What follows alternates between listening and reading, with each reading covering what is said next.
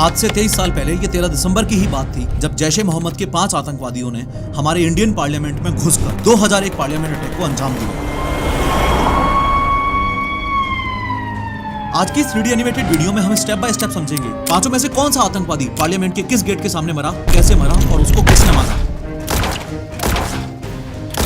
Delhi university के student Afzal Guru ने इस पार्लियामेंट अटैक की प्लानिंग आखिर कैसे की। आतंकवादियों के सफेद एम्बेसडर में ऐसा क्या हो गया था कि उसमें बॉम्ब ब्लास्ट हो ही नहीं पाया और पार्लियामेंट अटैक फेल हो गया। एंड मोस्ट इंपोर्टेंटली उस दिन साल 2001 में इस अटैक से जस्ट पहले प्राइम मिनिस्टर अटल बिहारी वाजपेयी और सोनिया गांधी पार्लियामेंट को छोड़कर कहां चले गए थे। लेकिन हर बार की तरह शुरू से शुरू करते हैं।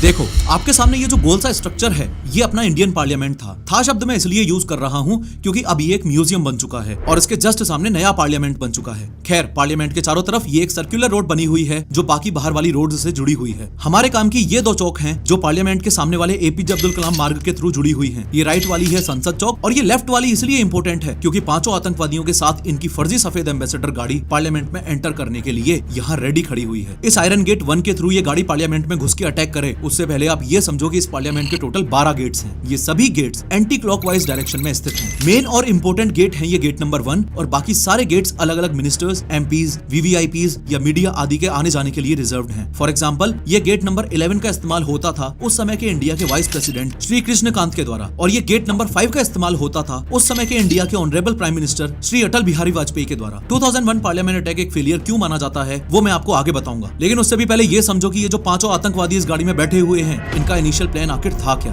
यानी कि वो प्लान जो ये लोग सोच कर आए थे लेकिन सक्सेसफुल नहीं हो पाया। असल में इन लोगों ने ये सोचा था कि वर्ल्ड की लार्जेस्ट डेमोक्रेसी को तबाह करने के लिए और एमपीज पर अटैक करने के लिए ये अपनी गाड़ी गेट नंबर 1 के पास ले जाकर खड़ी कर देंगे। चूंकि इस एम्बेसडर में पहले से ही हद से ज्यादा असला बारूद भरा हुआ था तो इसको ये लोग ब्लास्ट कर देंगे। फिर जैसे ही सभी सिक्योरिटी फोर्सेस का ध्यान उस एम्बेसडर की तरफ जाएगा तो ये लोग चुपके से पार्लियामेंट के अंदर घुसेंगे और सभी एमपीज और वीवीआईपीज पर अटैक करके उनको बंदी बना लेंगे। अब ये तो हुई वो बात जो ये लोग सोच कर आए, लेकिन असल में इन लोगों के साथ ऐसा क्या हुआ था कि पार्लियामेंट अटैक एक फेलियर माना जाता है वो अब समझना। पार्लियामेंट के बाहर DL3CJ1527 नंबर की ये जो आतंकवादियों की सफेद एम्बेसडर गाड़ी आपको दिख रही है, इस गाड़ी ने उस दिन 13 दिसंबर 2001 को इस गेट से एंट्री ली थी जो है आयरन गेट नंबर 1। गाड़ी में इतने हथियार, इतना असला बारूद और आतंकवादी होने के बावजूद भी इस गाड़ी को एंट्री इसलिए मिल गई क्योंकि इन लोगों ने एक तो सफेद एम्बेसडर पर मार्केट से लाल बत्ती खरीद कर लगा रखी थी, इसके अलावा गवर्नमेंट की वेबसाइट से डाउनलोड करके मिनिस्ट्री ऑफ होम अफेयर्स का स्टिकर भी लगा रखा था और सीआरपीएफ जवानों की नकली वर्दी भी पहन रखी थी। वॉच टावर में उस समय सीआरपीएफ कांस्टेबल कमलेश कुमारी की ड्यूटी थी और ये सबसे पहली सिक्योरिटी पर्सनल थी जिनको इस गाड़ी पर शक होने लगा था। खैर गाड़ी पार्लियामेंट के अंदर एंटर करती है और तभी जेपी यादव की नजर इस तेजी से आती हुई गाड़ी पर पड़ती है। असल में पार्लियामेंट एक ऑफिशियल और एनक्लोज्ड स्पेस है, उसके अंदर गाड़ी चलाने की स्पीड लिमिट होती है, लेकिन ये घबराए हुए आतंकवादी कुछ ज्यादा ही स्पीड से गाड़ी को अंदर घुसा रहे थे। जेपी यादव ने गाड़ी रोकने को बोला भी लेकिन वो लोग बैरिकेड क्रॉस करते हुए आगे चले गए। 2001 पार्लियामेंट अटैक जैसे इंसिडेंट्स हमें एक इंपॉर्टेंट बात सिखाते हैं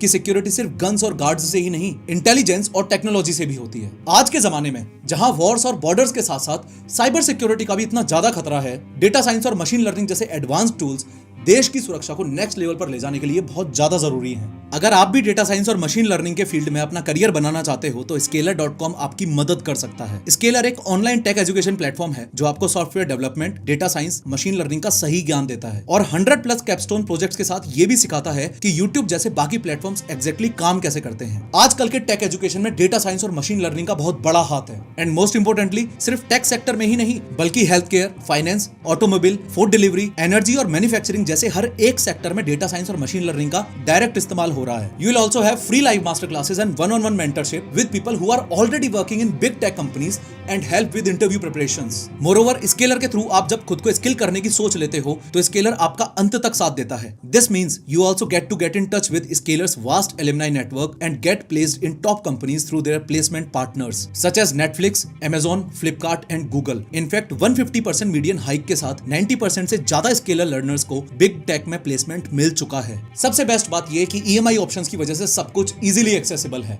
इनडायरेक्टली ये खुद पर किया हुआ इन्वेस्टमेंट ही तो है, ऐसा इन्वेस्टमेंट जिसका फायदा अप स्किल होने के बाद आपको होगा। लिंक मैंने डिस्क्रिप्शन में डाल दी है। स्केलर पर जाकर आज ही अपनी करियर ट्रांसफॉर्मेशन जर्नी स्टार्ट करो। जेपी यादव ने तुरंत बाकी के सिक्योरिटी पर्सनल को इस एम्बेसडर के बारे में इन्फॉर्म किया। गेट नंबर 11 की तरफ मौजूद बैरिकेड पर ऑन ड्यूटी थे ASI Nanakchand, ASI Rampal, head constable Om Prakash और हेड कांस्टेबल घनश्याम। जब तक गाड़ी इन चारों सिक्योरिटी पर्सनल तक पहुंच रही है तब तक आप इस चीज को नोटिस कर लो कि इनिशियली तो आतंकवादियों का प्लान गेट नंबर 1 पर आने का था, लेकिन हड़बड़ी में गलती से उन्होंने गाड़ी लेफ्ट साइड घुमा दी और गेट नंबर 11 की तरफ चले गए। जैसा कि मैंने बताया, गेट नंबर 11 वाइस प्रेसिडेंट के आने जाने के लिए था और चूंकि संसद की कार्यवाही थोड़ी देर के लिए स्थगित कर दी गई थी तो वाइस प्रेसिडेंट संसद छोड़कर जाने ही वाले थे। वाइस प्रेसिडेंट की कॉन्वॉय की 3 गाड़ियां संसद के सामने रेडी खड़ी हुई थी। आतंकवादियों के गेट नंबर 11 पर पहुंचने से कुछ समय पहले वाइस प्रेसिडेंट कॉन्वॉय में बैठने के लिए आ भी गए थे, लेकिन उस दिन किस्मत इतनी अच्छी रही कि वाइस प्रेसिडेंट श्री कृष्णकांत को कोई काम आ गया और वो कॉन्वॉय में बैठने की बजाय वापस अंदर चले गए। इस बात को बिल्कुल मत भूलना कि इस 2001 पार्लियामेंट अटैक का फेल हो जाना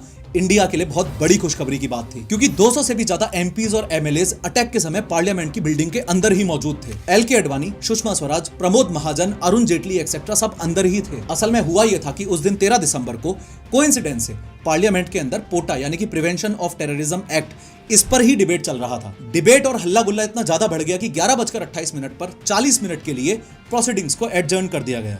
40 मिनट के बाद वैसे भी सब कुछ शुरू होना था, तो कुछ एमपीज और मिनिस्टर्स लाइब्रेरी में चले गए। सर्दियों के दिन थे इसलिए कुछ बाहर धूप सेकने आ गए और प्राइम मिनिस्टर अटल बिहारी वाजपेयी और अपोजिशन लीडर सोनिया गांधी अपने अपने गवर्नमेंट रेसिडेंस पर चले गए। खैर, वाइस प्रेसिडेंट श्री कृष्णकांत तो काम आने पर अंदर चले गए, पर ये पांचों आतंकवादी रुक ही नहीं रहे थे। जेपी यादव के बाद ये आतंकवादी सीधे इन चारों सिक्योरिटी पर्सनल के पास पहुंचकर इन पर फायर ओपन कर देते हैं। गाड़ी के पीछे पीछे जो जेपी यादव भागते हुए आ रहे थे उनको भी गोलियां लग जाती हैं। इस फायरिंग में जेपी यादव सहित ये चारों जवान भी शहीद हो जाते हैं। आयरन गेट नंबर 1 पर मौजूद सीआरपीएफ 88M बटालियन की महिला कांस्टेबल कमलेश कुमारी, जिन्हें पहले से ही इस गाड़ी पर शक हो गया था, उनका शक यकीन में बदल जाता है। वो सभी सिक्योरिटी पर्सनल को ये बताते हुए अलर्ट कर देती हैं कि इंडियन पार्लियामेंट पर आतंकी हमला हुआ है। सभी एमपीज और मिनिस्टर्स को सेव करने के लिए पार्लियामेंट के सभी गेट्स भी बंद कर दिए जाते हैं। महिला कांस्टेबल कमलेश कुमारी बाकी सिक्योरिटी पर्सनल को आतंकवादियों के मूवमेंट की अपडेट देने के लिए उनकी गाड़ी का पीछा करती रहती है। आतंकवादियों की ये सफेद एम्बेसडर आखिरकार गेट नंबर 11 के सामने यानी कि वाइस प्रेसिडेंट की कॉन्वॉय के सामने पहुंचती है, लेकिन फिर ये रिवर्स लेने लगते हैं। रिवर्स इसलिए लेते हैं क्योंकि गेट नंबर 11 और गेट नंबर 10 के बीच में दीवार है और इन्हें ये एहसास हो चुका था कि ये लोग गलती से लेफ्ट मुड़ गए हैं, जबकि इन्हें जाना तो राइट साइड में था। फॉलोइंग दिस, जब वो गाड़ी रिवर्स ले रहे होते हैं तो वाइस प्रेसिडेंट की कॉन्वॉय की तीसरी और आखिरी गाड़ी में अपनी एम्बेसडर पीछे से ठोक देते हैं। खुद की एम्बेसडर को वाइस प्रेसिडेंट की गाड़ी में ठोकना, बस यही वो मूवमेंट था जहां से इनका मिशन फेल होने लग गया, क्योंकि ठोकते ही जो 30 kg बारूद और बम बनाकर ये लोग लाए थे उसका वायर लूज हो गया और ब्लास्ट करना इम्पॉसिबल हो गया और वो बॉम्ब डिफ्यूज हो गया। अब ये वो मूवमेंट था जब सारे आतंकवादी गाड़ी में से निकल जाते हैं और अंधाधुंध फायरिंग करना शुरू कर देते हैं। फायरिंग दोनों तरफ से होती है, लेकिन हमारे जवानों के पास रिएक्ट करने का इतना समय नहीं था। इस चक्कर में कई जवान शहीद हो जाते हैं और कई घायल भी हो जाते हैं, लेकिन आतंकवादी तो बिना सोचे समझे ओपन फायरिंग कर रहे थे। इस चक्कर में सिर्फ जवान ही नहीं बल्कि एक माली और कई कर्मचारियों को भी गोली लग जाती है। इस बीच एक आतंकवादी की नजर महिला कांस्टेबल कमलेश कुमारी पर पड़ती है। हाँ, वो ही कमलेश कुमारी जो अपने वॉकी टॉकी से आतंकवादियों के मूवमेंट्स की जानकारी आगे दे रही थी। आतंकवादी कमलेश कुमारी को देखते ही उन पर गोली चला देता है। कमलेश कुमारी घायल हो जाती हैं और उनके हाथ से वॉकी टॉकी गिर जाता है। अब कमलेश कुमारी के पास 2 चॉइसेस थी, या तो वे इस घायल हालात में कहीं छिप जाएं और अपनी जान की रक्षा करें, या फिर अपने कर्तव्य का पालन करना जारी रखें। मानना पड़ेगा इनकी हिम्मत को कि इन्होंने दूसरे ऑप्शन को चुना। इन्होंने घायल हालत में भी वापस वॉकी टॉकी उठाया और सभी सिक्योरिटी टीम्स को आतंकवादियों की पोजीशंस की एग्जैक्ट इंफॉर्मेशन दी। ये सब देखकर मौका पाते ही आतंकवादियों ने इनके ऊपर 11 गोलियां और चला दी और पूरी तरह से छलनी कर दिया। कमलेश कुमारी ने अपना कर्तव्य तो निभा दिया, पर अपनी जान नहीं बचा पाई और शहीद हो गई। ये हीरो होते हैं, वो हीरो नहीं होते, वो एक्टर्स होते हैं। एक्टिंग करके पैसा कमाने वालों को हीरोज बोल देना इन जैसे हीरोज की बेइज्जती है। अभी भी समझ जाओ, ये हीरोज होते हैं। फर्दर, अब तक सभी को पता चल चुका था, स्पेशली मीडिया वालों को, कि पार्लियामेंट पर हमला हुआ है। और इनफैक्ट मीडिया वाले तो बाहर से सब कुछ लाइव दिखा रहे थे। आज भी यूट्यूब पर वीडियोस पड़ी हुई हैं, अगर आप सर्च करोगे तो मिल जाएंगी। खैर, ये देखो, अब इन आतंकवादियों को ये तो पता चल ही चुका था कि इधर लेफ्ट साइड तो दीवार है ही, तो जल्दी से जल्दी पार्लियामेंट के अंदर घुसने के लिए ये लोग राइट साइड जाना शुरू कर देते हैं। यानी कि वाइस प्रेसिडेंट का गेट जहाँ गाड़ी ठुकी थी वहां से गेट 12 को क्रॉस करते हुए गेट नंबर 1 तक जाने लगते हैं। ध्यान देना कि यहाँ पर कांस्टेबल सुखविंदर सिंह और head constable YB Thapa already अपनी पोजीशन लिए बैठे थे और गेट नंबर 1 की तरफ सबसे आगे जो आतंकवादी भागता हुआ आ रहा था वो इनका मेन कमांडर मोहम्मद ही था। असल में टोटल 5 आतंकवादी थे, मोहम्मद, रजा, हमजा, राणा और हैदर। बाय नेशनैलिटी ये सब पाकिस्तानी थे और जैशे मोहम्मद टेररिस्ट ऑर्गेनाइजेशन का हिस्सा थे। अब ये जो कमांडर था यही सबसे आगे भागता हुआ गेट नंबर 1 में घुसने के लिए आ रहा था। इतने में ही कांस्टेबल सुखविंदर सिंह और हेड कांस्टेबल वाईबी थापा इस पर गोलियां चला देते हैं और ये गेट नंबर 1 के सामने आकर गिरता है। अब चूंकि ये एक फिदायीन था तो इसका टारगेट था कि भले ही खुद मर जाए लेकिन मकसद पूरा होना चाहिए। फॉलोइंग दिस ये अपने शरीर पर लगे हुए एक्सप्लोजिव्स को ब्लास्ट कर लेता है। चूंकि गेट्स बंद थे और सभी एमपीज और मिनिस्टर्स अंदर ही थे, इसलिए इसके खुद को ब्लास्ट कर लेने से कुछ भी हासिल नहीं होता। मोरओवर मोहम्मद का निपट जाना अपने आप में बाकी 4 आतंकवादियों के लिए एक बहुत ही बड़ा झटका था। अब चूंकि इनका कमांडर ही मर चुका था, तो इन्हें पहले ही पता चल चुका था कि वैसे भी ये अब कुछ ज्यादा नहीं उखाड़ पाएंगे। इसलिए ये लोग जिस तरफ से गेट नंबर 1 की तरफ आए थे, वापस उसी तरफ भागने लगते हैं, यानी कि गेट नंबर 1 से गेट नंबर 12, फिर गेट नंबर 11। इसके बाद ये लोग प्लान बनाते हैं कि दूसरी तरफ से हमला करेंगे, इसलिए गेट नंबर 11 और गेट नंबर 10 के बीच में जो दीवार थी, ये उसको कूद कर दूसरी तरफ चले जाते हैं। लेकिन इन्हें क्या पता था कि उस तरफ इनके बाप खड़े हैं। असल में इस तरफ पहले से ही पोजीशन लेकर सीआरपीएफ 23rd बटालियन के जवान संतोष कुमार और उनके company commander inspector Mohan Prasad तैनात थे। क्रॉस फायरिंग शुरू हुई, लेकिन संतोष कुमार को कोई भी सफलता नहीं मिल पा रही थी। फिर उन्होंने कवर मांगा और एक्सट्रीम रिस्क लेकर पास के पेड़ की तरफ चले गए। पेड़ की तरफ से निशाना लगाना फिर भी एक बार के लिए पॉसिबल था, इसलिए बचे हुए 4 में से 1 आतंकवादी को संतोष कुमार ने वहीं से निपटा दिया। बचे हुए 3 आतंकवादी पार्लियामेंट की दीवार के साथ साथ गेट नंबर 5 की तरफ जाने लगे। एक बार फिर से याद दिला दूं कि गेट नंबर 5 वही गेट है जिसे honourable prime minister of India यानी कि उस समय अटल बिहारी वाजपेयी जी यूज किया करते थे। संतोष कुमार ने फिर से निशाना बनाया और भागते हुए तीनों में से एक और आतंकवादी को निपटा दिया। फर्दर चूंकि ये बचे हुए दोनों आतंकवादी बहुत तेजी से गेट नंबर 5 की तरफ भाग रहे थे, तो संतोष कुमार उनके पीछे भागने लगे और 32 साल की उम्र में सीआरपीएफ की 23rd बटालियन के भारत माता के इस वीर सपूत कांस्टेबल कुमार ने, जिनकी ड्यूटी सुबह 11 बजे से 1 बजे तक थी, उन्होंने बचे हुए दोनों में से एक आतंकवादी को और निपटा दिया। 5 आतंकवादियों में से 3 को अकेले ही निपटाने के लिए अपनी पहली ही पोस्टिंग में कांस्टेबल श्री संतोष कुमार जी को हाईएस्ट ऑनर शौर्य चक्र भी मिला। फाइनली हमजा, राणा और राजा तीनों को अकेले श्री संतोष कुमार ने गेट नंबर 9 और 10 के सामने निपटा दिया था। अब जो एक बचा था यानी हैदर, वो बौखला चुका था क्योंकि उसके सारे साथी निपट चुके थे, तो वो भागता जा रहा था और ग्रेनेड्स फेंकता हुआ जा रहा था। इन ग्रेनेड से इंसानों को तो ज्यादा नुकसान नहीं हुआ, पर वीआईपीज की एम्बेसडर्स जो यहाँ खड़ी हुई थी, उनको नुकसान पहुंच रहा था। हैदर रुक ही नहीं रहा था और गेट नंबर 5 की तरफ भागता जा रहा था। बस उसे ये नहीं पता था कि आगे गेट नंबर 5 के सामने कांस्टेबल श्यामवीर सिंह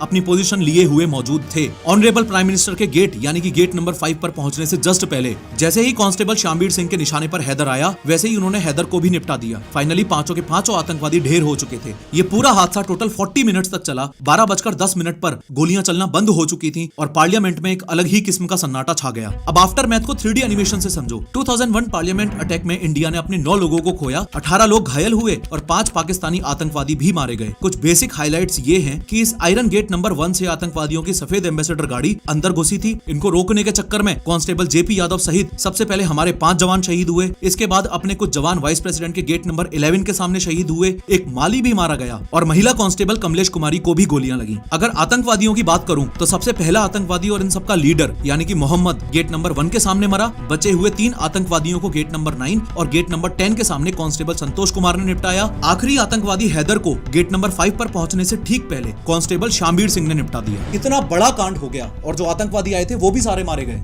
फाइनली अब बारी थी इन्वेस्टिगेशन की, लेकिन दिक्कत ये थी कि इन्वेस्टिगेशन की शुरुआत कहां से करें। जिन्होंने हमला किया वो तो सारे मर गए, तो अब पूछें किससे, क्यों आए थे, किसने भेजा था, क्या मकसद था, एक्सेट्रा एक्सेट्रा। ऐसे में चूंकि पूरा पार्लियामेंट अटैक मीडिया वाले वैसे भी टीवी पर लाइव दिखा ही रहे थे, तो पूरा दिल्ली और देश इस हमले की लेटेस्ट अपडेट्स टीवी पर ले रहा था। बाकी सभी लोगों की तरह ऐसे ही दिल्ली के एक घर में एक व्यक्ति हरपाल सिंह भी न्यूज देख रहे थे। न्यूज देखते हुए हरपाल सिंह की नजर उस सफेद एम्बेसडर पर पड़ती है जो आतंकवादी यूज कर रहे थे। उस एम्बेसडर को देखते ही हरपाल सिंह के पसीने छूटने लग जाते हैं, क्योंकि इनकी लकी मोटर्स नाम की एक दुकान थी और उन 5 आतंकवादियों ने ये सफेद एम्बेसडर हरपाल सिंह से ही फेक आईडी देकर खरीदी थी। हरपाल सिंह तुरंत अपने घर से निकलते हैं और सारे डॉक्यूमेंट्स लेकर पार्लियामेंट के गेट पर पहुंचकर सब कुछ सच सच बता देते हैं। तो कुछ इस तरह से पुलिस को इन्वेस्टिगेशन की पहली लीड मिली। इस लीड के दम पर और आतंकवादियों से जो मोबाइल बरामद हुए, उस लीड के दम पर काफी लंबे समय तक इन्वेस्टिगेशन चला। फिर कंक्लूजन ये सामने आया कि आपकी स्क्रीन पर दिखाए गए इस चार्ट में जितने भी ये मौजूद लोग हैं, वो सारे के सारे 2001 पार्लियामेंट अटैक को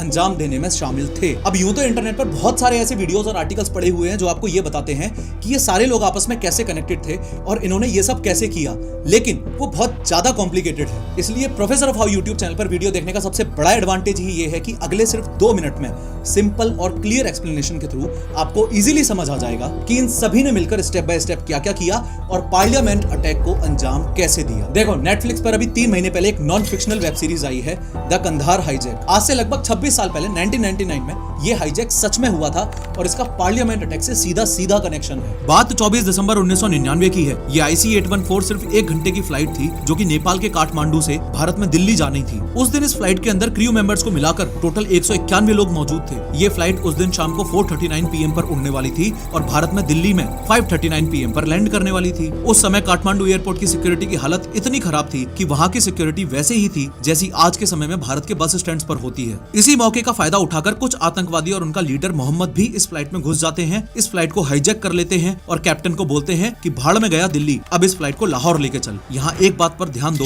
कि ये मोहम्मद वही बंदा है जो पार्लियामेंट अटैक में भी आतंकवादियों का लीडर था और जिसने गेट नंबर 1 के सामने सेल्फ ब्लास्ट किया था। खैर, जो प्लेन काठमांडू से टेक ऑफ करके दिल्ली में लैंड होना चाहिए था, वो प्लेन फ्यूल भरवाने के लिए पहले अमृतसर लैंड करता है, फिर वहां से टेक ऑफ करके लाहौर में लैंड करता है। लाहौर में भी रुकने की परमिशन नहीं मिलती तो वहां से दुबई में लैंड करता है, फिर दुबई में भी परमिशन नहीं मिलती तो फाइनली ये प्लेन अफगानिस्तान के कांधार में लैंड करता है। कांधार में हाईजैक की गई इस IC-814 फ्लाइट के पैसेंजर्स के बदले आतंकवादी शर्त रखते हैं कि मौलाना मसूद अजहर और कुछ आतंकवादियों को इंडिया की जेल से छोड़ा जाए, तभी ये लोग पैसेंजर्स को रिहा करेंगे। इंडियन गवर्नमेंट शर्त को मान लेती है, पैसेंजर्स और मसूद अजहर का एक्सचेंज हो जाता है। मौलाना मसूद अजहर के फ्री होने के सिर्फ 1 महीने बाद वो अपना खुद का एक आतंकवादी संगठन बनाता है, जैश-ए-मोहम्मद। यहाँ बस एक बात और ध्यान देने वाली है कि मसूद अजहर जम्मू और कश्मीर का चीफ कमांडर बनाता है एक और खतरनाक आतंकवादी को, जो है गाजी बाबा। एक बार इस चार्ट पर वापस आ जाओ। आपको ये समझ आ गया कि मसूद अजहर को मोहम्मद ने IC-814 कांधार हाईजैक के जरिए छुड़वा लिया था। आपको ये भी पता चल गया कि मोहम्मद, रजा, हमजा,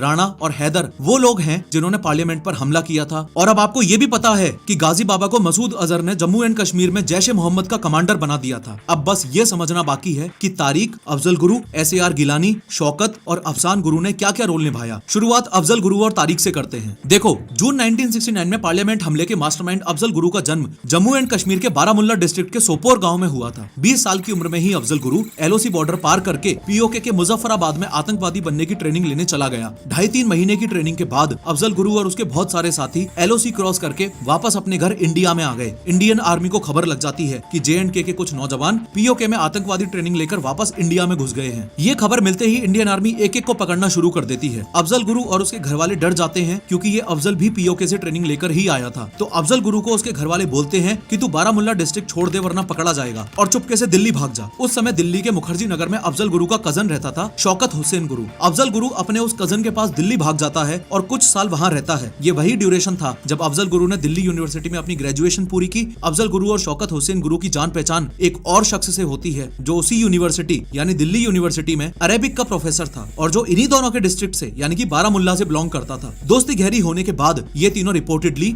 जिहाद और आजाद कश्मीर के बारे में लंबे समय तक बातें किया करते थे। अगर वापस चार्ट पर आके बताऊं तो आप ये समझ चुके हो कि अफजल गुरु कौन था, ये भी समझ चुके हो कि शौकत हुसैन गुरु उसका कजन था जो दिल्ली में ही रहता था और ये भी समझ चुके हो कि SAR गिलानी उसी दिल्ली यूनिवर्सिटी में अरेबिक प्रोफेसर था। रही बात अफसान गुरु की, तो ये महिला शौकत हुसैन गुरु की पत्नी थी। ये सरदारनी थी। शादी से पहले इसका नाम नवजोत संधू था। ये दोनों शौकत हुसैन गुरु और नवजोत संधू एक दूसरे से प्यार करते थे। फिर इन दोनों की शादी हुई। इनकी शादी में मौलवी भी वही अरेबिक प्रोफेसर SAR गिलानी था। शादी के बाद इसका नाम अफसान गुरु पड़ गया और अब इस चार्ट में सिर्फ एक बंदा बचा है, वो है तारिक। कुछ सालों बाद Indian army Jammu and Kashmir में एक पहल चलाती है जिसमें जो लोग ब्रेन वॉश होकर आतंकवादी बनने की ट्रेनिंग लेने गए थे उन्हें अपने हथियार सौंपने का मौका देती है और एक नई जिंदगी शुरू करने को मोटिवेट करती है। ये खबर मिलते ही अफजल गुरु के घर वाले उसे दिल्ली से वापस बुला लेते हैं, हथियार वगैरह इंडियन आर्मी के पास सबमिट करने को कहते हैं और अफजल गुरु हथियार वगैरह सबमिट करके वहाँ से एक सरेंडर्ड मिलिटेंट का सर्टिफिकेट लेकर वापस दिल्ली में जाकर अपना मेडिकल और सर्जिकल इक्विपमेंट सप्लाई करने का काम जारी कर देता है। कुछ साल दिल्ली में काम करने के बाद वो वापस कश्मीर चला जाता है और एक दिन श्रीनगर में मेडिकल शॉप पर उसकी मुलाकात होती है तारिक से। ये बंदा तारिक गाजी बाबा का खास आदमी था। एक STF कैंप के जरिए ये दोनों एक दूसरे को जानते थे। तारिक आखिरकार अफजल गुरु को जम्मू और कश्मीर के जैश-ए-मोहम्मद के चीफ कमांडर गाजी बाबा से मिलवाता है। गाजी बाबा अफजल गुरु को आतंकी हमले में शामिल होने के लिए कहता है, उसे लाखों रुपए का ऑफर देता है और इन सभी बातों का ध्यान रखते हुए अफजल गुरु मान जाता है। अफजल गुरु गाजी बाबा के 5 आतंकवादियों को दिल्ली ले जाता है, उनके रहने खाने का इंतजाम करता है, महीनों लगाकर उनके साथ अटैक की पूरी प्लानिंग करता है। अपने कजन शौकत, उसकी पत्नी अफसान और गिलानी के साथ मिलकर पार्लियामेंट की रेकी और उसके नक्शे वगैरह बनाता है और आखिरकार 13 दिसंबर 2001 को दिल दहला देने वाला पार्लियामेंट अटैक करवा देता है। ये वीडियो सिर्फ पार्लियामेंट अटैक की कहानी बताने के लिए नहीं